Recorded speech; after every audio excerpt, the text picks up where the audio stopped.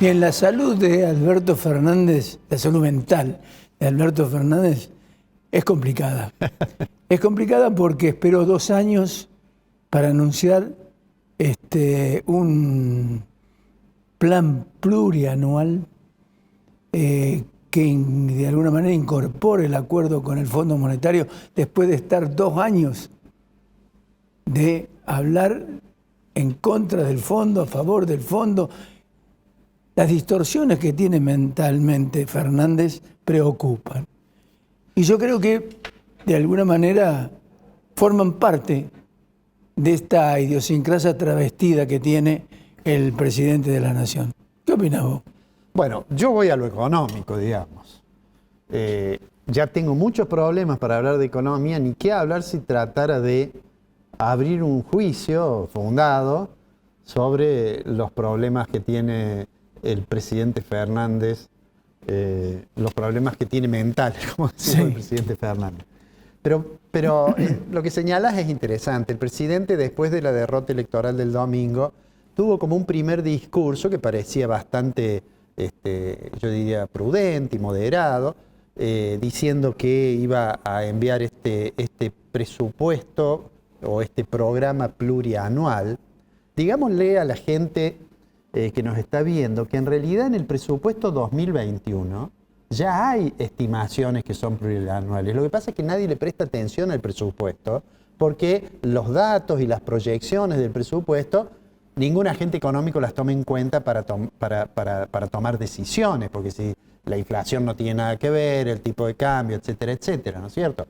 Y además dijo el presidente que él iba a enviar en diciembre va a enviar este presupuesto y que va a arreglar con el fondo. Yo en varios programas he dicho que hay como 2 discursos. Un discurso que yo suelo decir es para la tribuna, sí, donde dicen, bueno, el Fondo Monetario, representante del capital financiero internacional, no nos vamos a arrodillar, y que forma más que nada parte de lo discursivo, digo yo. Y he dicho en varias oportunidades, me parece que lo ha confirmado ahora el presidente, que el gobierno finalmente va a arreglar con el Fondo Monetario, ¿no? Sí. Digamos una cosita sobre el fondo, aunque en alguna oportunidad hemos hablado. Yo le voy a pedir al director que ponga una placa, aprovechando que a raíz de que usted ha venido, Fonseca, tenemos este hermoso wall, que además es una prueba del avance tecnológico. Del avance tecnológico del canal, de la voluntad innovadora que tienen los directivos del canal, etcétera. Digamos, ¿por qué hice esa placa? Bueno, el Fondo Monetario se creó en 1944 en una reunión en un lugar que se llama Bretton Woods y allí fueron básicamente los países que se sabía iban a ganar la guerra, ¿no? Argentina no fue invitada en el 44, entre otras cosas porque había demasiadas simpatías con el eje y muchos en Argentina creían que la guerra le iba a ganar la Alemania nazi. Fíjate, fue en junio del 44, todavía París no estaba liberado, porque los aliados entraron a París en agosto del 44, todavía no habían entrado. Todavía De Gaulle, el patriota francés, no había expresado aquella frase de París destruido, pero París liberado, ¿no? Algo así era la frase. Bueno, pero digo, se reunieron no eran muchos países, Francia estuvo como una misión representada, porque todavía estaba ocupada, y allí se creó el Banco Internacional de Reconstrucción y Fomento, que hoy se llama Banco Mundial, y el Fondo Monetario Internacional. Si los que iban a ganar la guerra sabían que la economía mundial no se podía recuperar si no había moneda. Desde la crisis del 30, la Gran Depresión, bueno, hasta el comercio internacional en el último año anterior a la guerra, es decir, anterior al 39, todavía no había recuperado los valores del 29. Entonces, a mí me parece que con mucha visión, quienes participaban en ese momento, dijeron, bueno, vamos a crear un organismo para regular el sistema financiero internacional, porque sin moneda no va a haber comercio internacional que crezca. Entonces, en el 44 lo crearon. En la actualidad, hay 190 países en el fondo, 190 países integran el fondo. Pero le voy a pedir que volvamos al anterior, si es posible. Pues me falta decir una cosa. El directorio, que es el board, hay 24 directores, pero quería mostrarte esto. Hoy me estuve fijando cuáles son los 4 países que más le deben al Fondo Monetario Internacional Y ahí vamos nosotros primero. Argentina, Egipto, Ucrania y Pakistán son los países que más le deben al fondo. Bueno, el presidente dijo muchas veces que él no creía en los planes económicos. Es la placa siguiente. Claro. Me fijé y en un artículo que salió el 19 de julio en Financial Times, el presidente dice, yo no creo en los planes económicos sino en las metas. En sentido técnico, las metas forman parte de un plan. Claro, un plan son metas e instrumentos para llegar. Claro. Bueno, yo dije el martes pasado, me parece que fue, que si el presidente no creía en los planes económicos, más vale que empezara a creer, porque después de las elecciones y con presidencia del resultado electoral, iba a tener que acordar con el fondo. Y eso fue el 19 del 7. ¿Qué es lo que dijo ahora el presidente? Lo que vos mencionabas. Dijo, en la primera semana de diciembre vamos a enviar al Congreso un proyecto de ley que explicite el Programa Económico Plurianual para el Desarrollo Sustentable. Es un nombre así muy grandilocuente. Sí. Pero bueno, digamos, uno tiene que estar contento que el presidente ha empezado a creer en los planes, que no creía hasta julio. Y dice que contemplará los mejores entendimientos que nuestro gobierno haya alcanzado con el staff del fondo. Sí. Está claro que vamos a caminar hacia un entendimiento, o esa es la voluntad. En las negociaciones que lidera ¿quién? Nuestro ministro de Economía, Martín Guzmán, con lo cual lo estaba confirmando, claro, porque convengamos que hubo bastante ruido después de las elecciones primarias, las PASO, hubo bastante ruido respecto a si a Martín Guzmán lo sacaban o no del gabinete.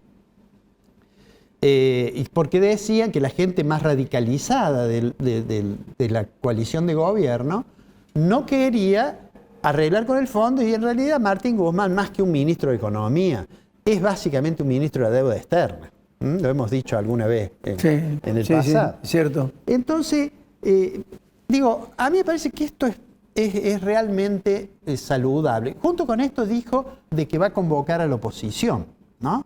Eso le va a imponer una dosis de responsabilidad también a la oposición, porque el acuerdo con el fondo por el Congreso. Va a pasar por el Congreso, y además hay que pensar que él dice, vamos a enviar el staff que nuestro gobierno haya alcanzado con el fondo, es decir, que piensa alcanzar algún acuerdo antes de diciembre, un borrador, puede ser una carta de intención, y entonces con esa carta de intención enviarle al Congreso para que lo apruebe, ¿no es cierto? Vuelvo a decir esto de que una cosa es cuando se está hablando, digamos, no con la tribuna presente, y otra es cuando están ahí la gente de la tribuna, porque cuando fue poco tiempo después a las oficinas, al búnker del Frente de Todos, y habló, en realidad ahí ya el discurso va asumiendo ese carácter que yo digo, más, si querés, belicoso, que el que tiene cuando tiene que pensar en los problemas del Estado. Y fíjate vos que incluso, bueno, yo creo que ahí terminó con una palabrita que se le escapó cuando dijo, el miércoles llenemos la Plaza de Mayo para festejar este triunfo. Lo cual es, en el mejor de los casos, un furcio del momento, del entusiasmo del momento, porque obviamente nadie se le ocurre festejar una derrota, ¿no es cierto? Pero vuelvo a lo estrictamente económico. El Fondo Monetario, que por más que algunos se esmeren en decir de que es el representante del capital financiero, cosa que de hecho tiene intereses del capital financiero en cómo se maneja el fondo, lo que le va a pedir a la Argentina es básicamente 3 o 4 puntos. ¿Cuál es la estrategia cambiaria? ¿Cuál es la estrategia fiscal? ¿Cuál es la política fiscal? ¿Cuál es la política monetaria? Esas son las 3 cosas básicamente. Porque eso va a tener que estar en el contexto de que haya consistencia interna entre eso para garantizar reducción de la tasa de inflación. Porque fíjate vos. Hay un dato ahí. Sí. Hay un dato que no es menor. Y es Lipton. Bueno. Lipton es el hombre que arregló con Macri. Sí. Y es el tipo que tiene que arreglar ahora con Argentina. Es el segundo en el Tesoro. El segundo en el Tesoro. Sí. Bueno, pero ellos están acostumbrados a eso. La gente del fondo está acostumbrada a que cuando llega a un país los tratan muy mal en la puerta de la Casa de Gobierno, y cuando entran adentro le preguntan qué van a tomar, porque eso ya está... hay 190 países. Por supuesto hay algunos países que están claramente enfrentados con el fondo, pero son una ultraminoría del concierto de naciones. Entonces digo, ahí están los 190. Entonces digo esto yo.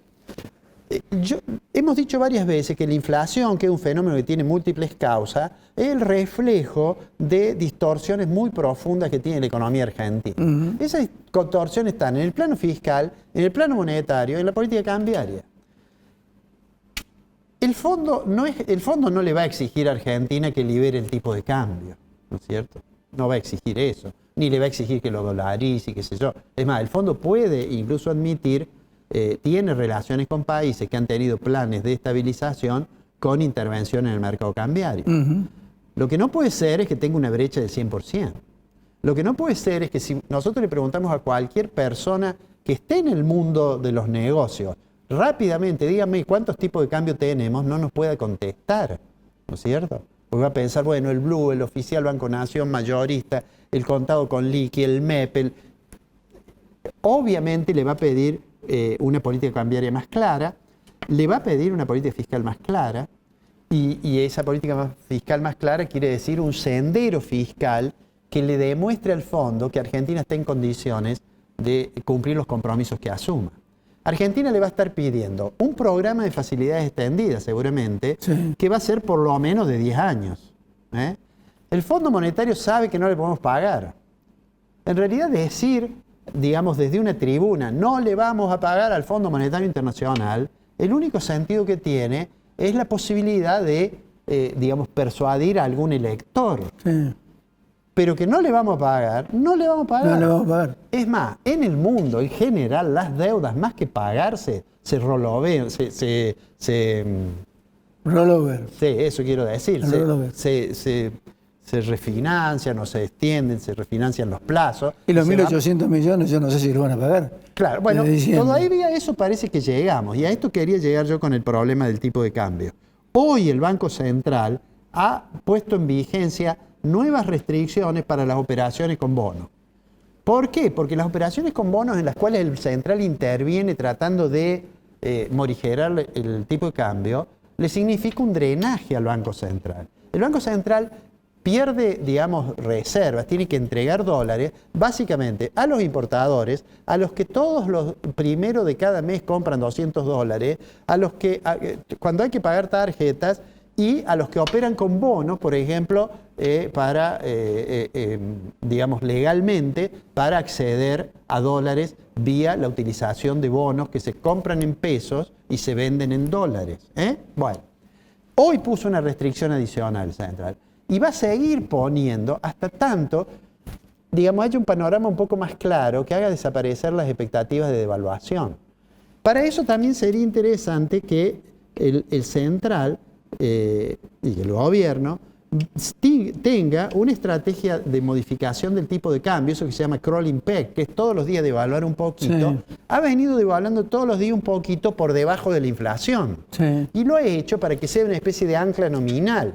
Eso no va a poder seguir para siempre, así como no se puede mantener pisado el tipo de cambio para siempre, no se puede mantener pisado los precios de algunos bienes para siempre. Y las reservas. Por eso, necesariamente, nosotros lo dijimos hace bastante tiempo, aunque no le guste políticamente, lo que debería el gobierno haber hecho hace bastante tiempo es llegar a un acuerdo con el fondo, regularizar la situación con el Club de París para permitir que haya mejores expectativas en el frente externo, claro, y tener un programa antiinflacionario consistente. Bien, ¿lo hará? Bueno, tiene que convencer también a su frente interno, pero ese es un problema ya de política que se lo dejo para que opinen los que se dedican a eso. Que a propósito, hoy tenemos, como vos dijiste, un diputado recién elegido al cual seguramente le vamos a preguntar algo. En síntesis, Ricardo, más allá de lo que se dijo, el gobierno quiere acordar con el fondo. Y más allá de lo que se dijo, el gobierno va a aceptar algunos condicionamientos que le imponga el organismo internacional de crédito. Ahora, a mí me preocupa algo. Me preocupa, digamos, el condicionamiento que el fondo le imponga a la Argentina en materia de políticas internas. Es decir, ajuste de tarifas, inflación, dólar, desocupación, inversiones. Es decir, hay un menú que yo creo que los libros de economía no resuelven en 2 años. A ver, te voy a decir una cosa que ayer me preguntó un periodista. Me dijo, la señora Fernández de Kirchner dijo el año pasado que en Argentina se hunden todas las teorías económicas. ¿No? Sí. ¿Sabes cuál fue mi respuesta? Mi respuesta fue de que, bueno, eso solo era aceptable en alguien que jamás estudió economía. Es decir, lo que el fondo le va a pedir a Argentina es que tenga una política más o menos racional, ¿no es cierto? Porque en el fondo saben que si al día siguiente firma el acuerdo, liberan las tarifas, liberan el tipo de cambio, saben que caminamos a una situación de un fogonazo inflacionario que termina con los ingresos reales. Me parece que la imagen que hay del fondo está un poco distorsionada por muchas cosas que hizo en algún momento el fondo, ¿no es cierto? Pero creo yo, que lo que le va a pedir a Argentina es que tenga una política económica racional, que le va a implicar sacrificio a la Argentina, y sí. Es como cuando vos vas al banco porque no has pagado algunas cuotas, y bueno, seguramente vas a tener un costo por haber hecho eso. Hay un tema que, bueno, hace mucho que no charlamos, pero hay un tema que a mí realmente me preocupa por el impacto que puede tener políticamente en la parte interna del kirchnerismo. Y es la palabra ajuste. La palabra ajuste implica una restricción total y absoluta, no solamente de gastos, sino de sacrificio que va a tener que hacer una sociedad que está con el 40 o el 50% de pobres e indigentes, con un 40% de desempleo, con otro 40% de informalidad laboral. Y la pregunta que yo me hago, que se debe hacer el ciudadano común, ¿cómo hace? No, bueno, te digo una cosa respecto de eso que yo creo que es importante sobre la palabra ajuste. Después de las primarias, trascendió, y lo explicitó después la presidenta en una carta, Sí. que el kirchnerismo estaba enojado con Guzmán porque había hecho un ajuste, ¿no? Sí. ¿A qué se refería? Que el déficit primario era mucho más chico incluso de lo que decía el presupuesto. O sea, había achicado mucho el déficit. Sí. No sé si recordás que yo dije, esto no va a ser perdurable, porque esa reducción del déficit viene básicamente porque la inflación es tan alta que ha licuado el gasto público. Sí. Y a su vez, como hay nuevos impuestos y además como la recaudación ha crecido mucho, el déficit era chico. Bueno, Guzmán lo que hizo fue corregir la percepción de la presidenta y dijo, no, ajuste no hay, dijo él. Ajuste sería si bajo el gasto no lo bajé. O sea, la palabra ajuste le suena, que tal como vos decís, muy mal a ciertos sectores, en particular a ciertos sectores que presumen de progresismo. En particular el ajuste lo hizo Macri.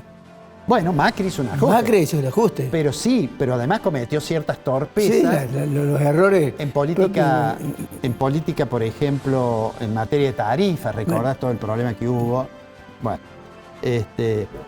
no todos fueron ministros como el que tenemos ahora sentado en el estudio, que es Santos, que todo el mundo dice fue un buen ministro. En realidad yo no me acuerdo el nombre del ministro que quería aumentar las tarifas, pero mucha gente se acuerda del nombre de él y de la madre de él. Sí. Pero te digo esto. Aranguren.